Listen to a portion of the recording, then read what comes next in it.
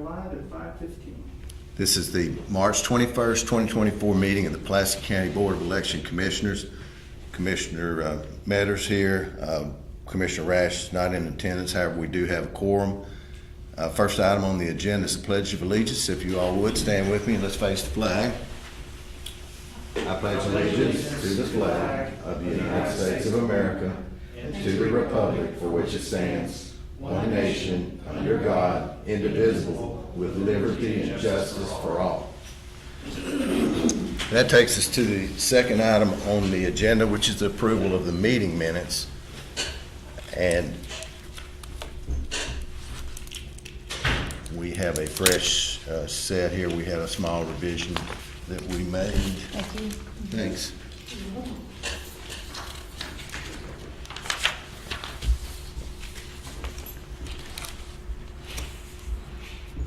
I'd entertain a motion to approve the meeting minutes from the March 15, 2024 meeting.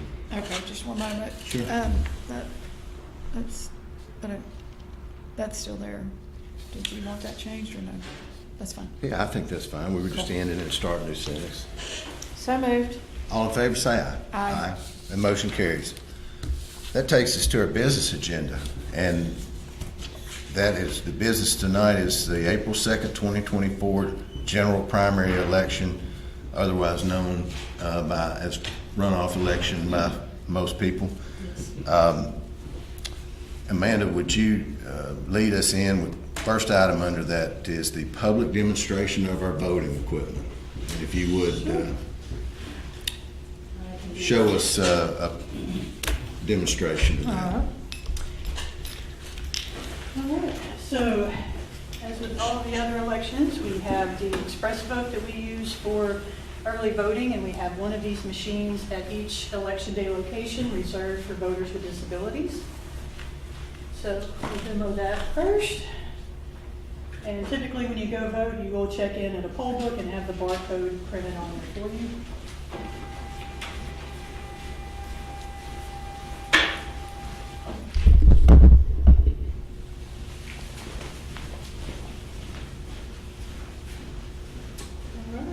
So with that barcode, it will eliminate the poll worker having to select the precinct.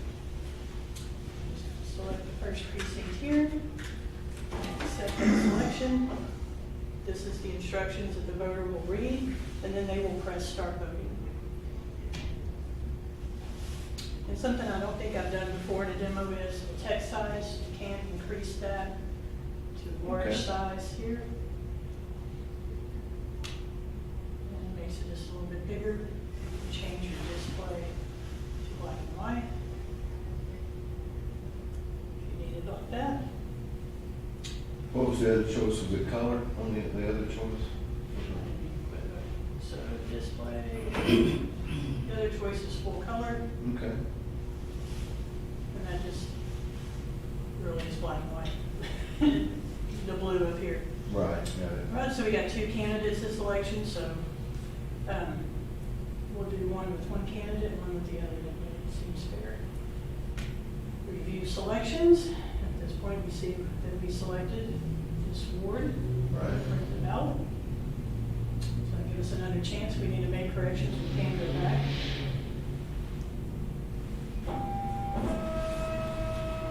It is a thermal printer, so we don't ever have to change them. Which is good. Yes. Is that a new feature? No. Just something I've never mentioned before.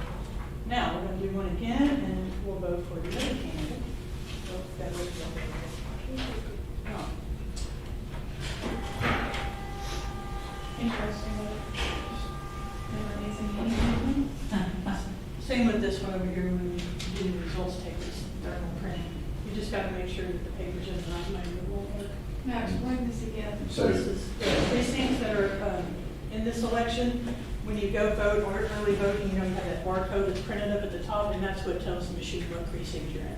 Since we don't have that. when they check you in, they're gonna hand you that with the printed. Right. barcode. Little And if printed. there's an issue with the precinct, then that leads to.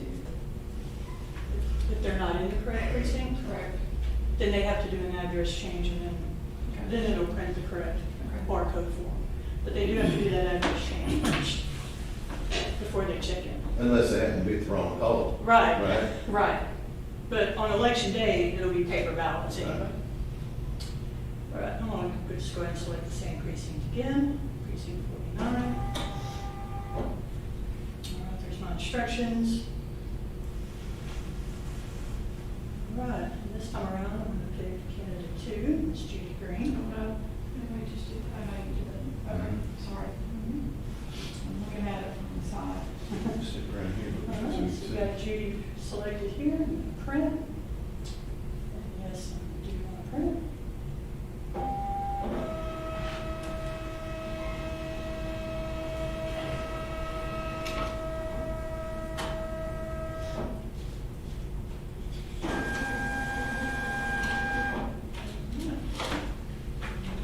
See, there's So we have candidate 1 on the first one, right? right. Ms. Ward is on the Right. first one, and Ms. Green is on the second one. Right. All right, and then you can place those in the In the scanner. tabulator. And then when we come back on the questions, so these are available on election day. For voters with disabilities. And how does a person that could potentially be blind vote? They vote on a audio ballot.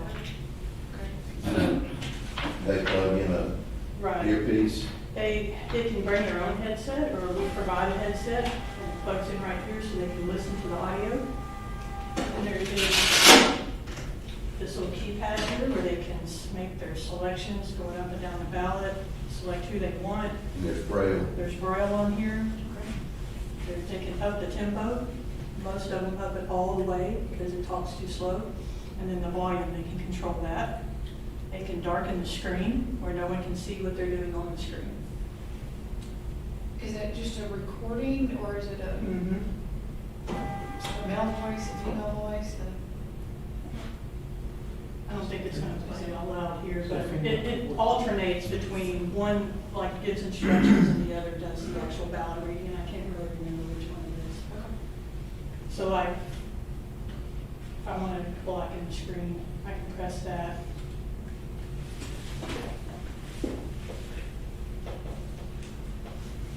And then, this is the instructions. If we had a speaker hooked up, you could hear it going over all the instructions.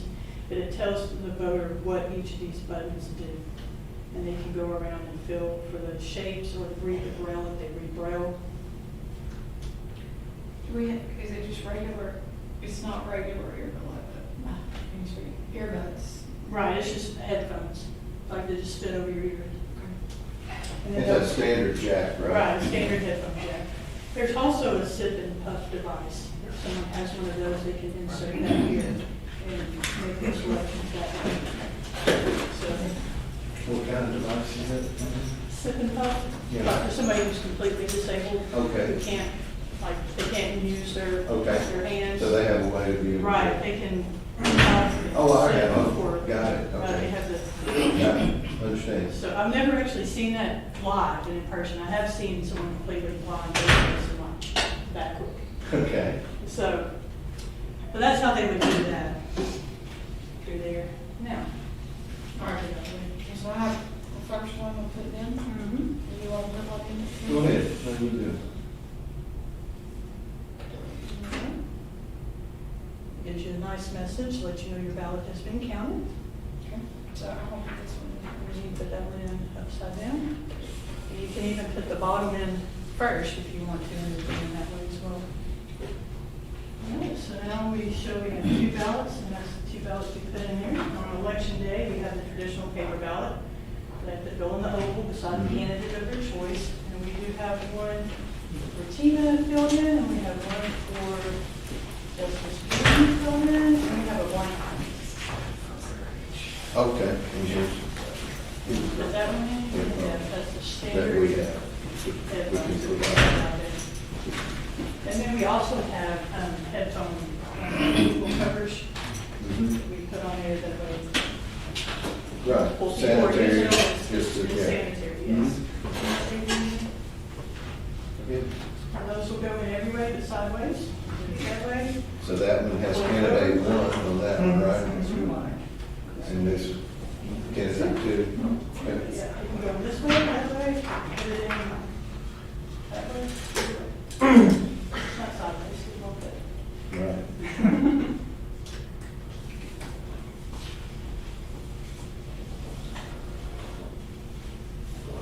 And this one is a completely blank ballot. Should give you a nice big warning message on the screen.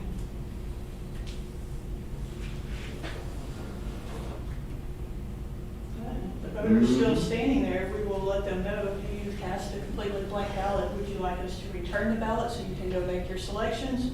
Or if that's what you meant to do, we can cast it blank.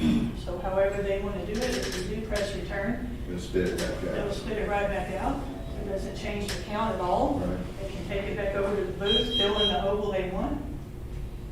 And then if they want it blank, we just put it in there and accept it as is.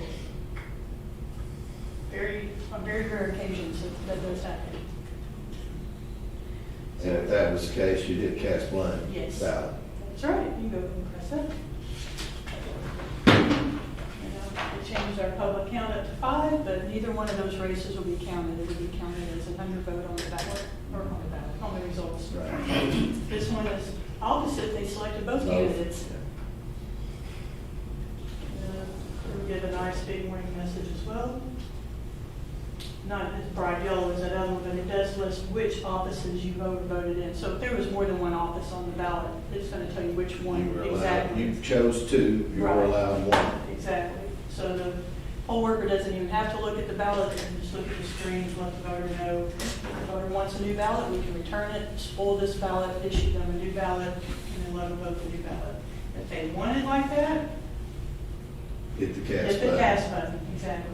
And for testing purposes, we do hit the cast button, just so we can make sure that the results tapes didn't show us undervoted in the vote. All right. Well, that's just the extra one. So do y'all have any questions or What anything? is this, one of these markers here? Those markers there, so this one is the power button that shows us that we are Connected to connected to power. power. Exactly. I'm not really sure, that little disc button. I don't know what that is. And then that's a report button. And we can get into the report screen. All right. All right. Very good, thank you. I think that's it. Yep. All right, okay, all right.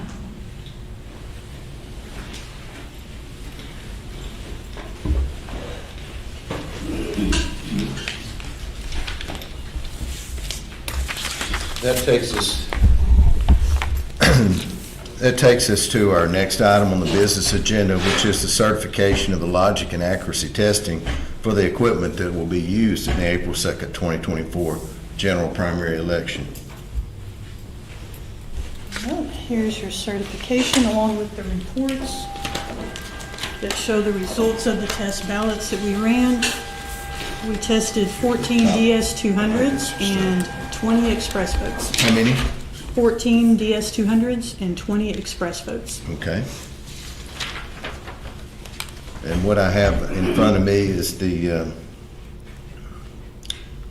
certification document for the logic and accuracy testing. It's entitled Logic and Accuracy Testing Certification, April 2nd, 2024 General Primary Election, in accordance with Arkansas Code annotated Section 7-5-515 and Section 7-5-611. The members of the Pulaski County Board of Election Commissioners do hereby certify the voting machines have been properly tested to correctly count the votes cast for all offices in that, number one, a group of test ballots were pre-audited to predetermine the number of valid votes for each candidate and each measure.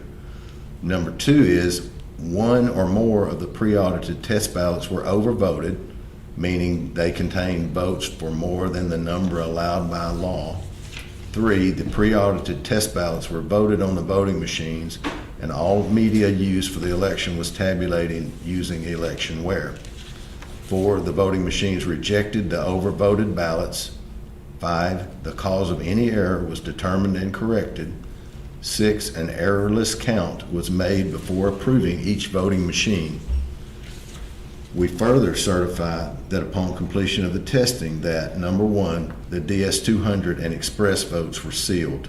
Number two, the ballots, zero tapes, results tape, and programs used will be retained and disposed of as provided by law.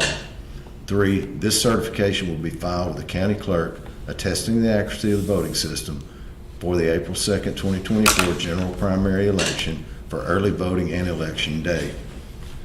As shown by the attached documentation, the logic and accuracy testing were conducted beginning March 18th, 2024, and continued until completed, fulfilling the deadline requirements pursuant to state law.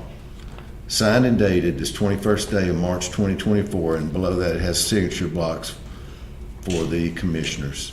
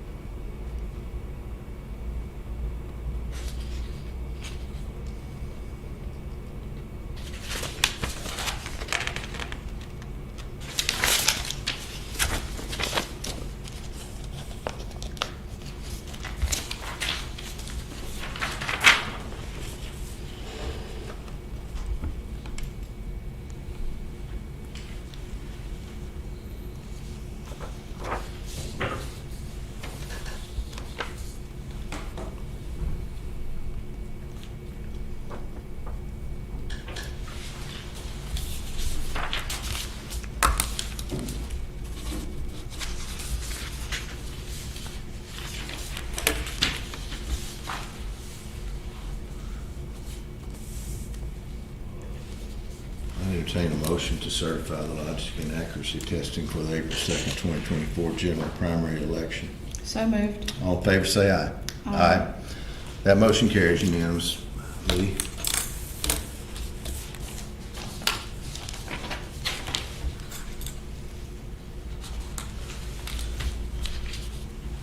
Do we have any other business? We do need to set Set some dates? some dates. Okay. All right, the first one will be Election Day, April 2nd.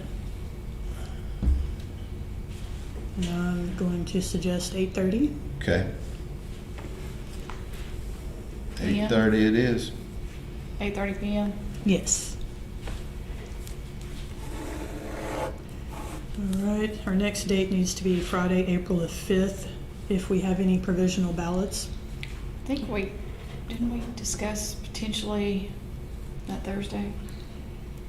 We could potentially do it that Thursday, as long as we don't have, we shouldn't have too many Well, that's provisionals what- for this. Will we have any overseas ballots that we have to? No, that would be for our certification meeting. Oh, okay, so Yeah. this is just our review. Our review of Okay, provisionals, well- yeah. Thursday, We could do Thursday. We just can't do Monday. I think that'd be a bad. Thursday. I'm is- scheduled for cataract surgery on the 3rd.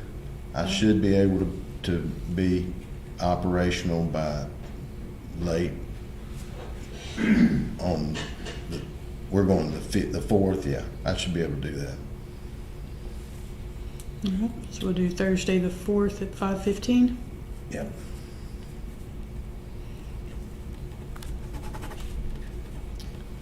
All right, then we need to certify on Friday, April the 12th. We currently do not have any UOCAVA ballots that have been requested for this election, so we can certify at 5:15. Okay. April 12th, 5:15. And that will take care of this election. We Okay. shouldn't need to have any more meetings until we get close to the general. Okay. Very good. Commissioner, you have any other business? I do not. I do not right now. Okay. Anything from staff? Meeting adjourned.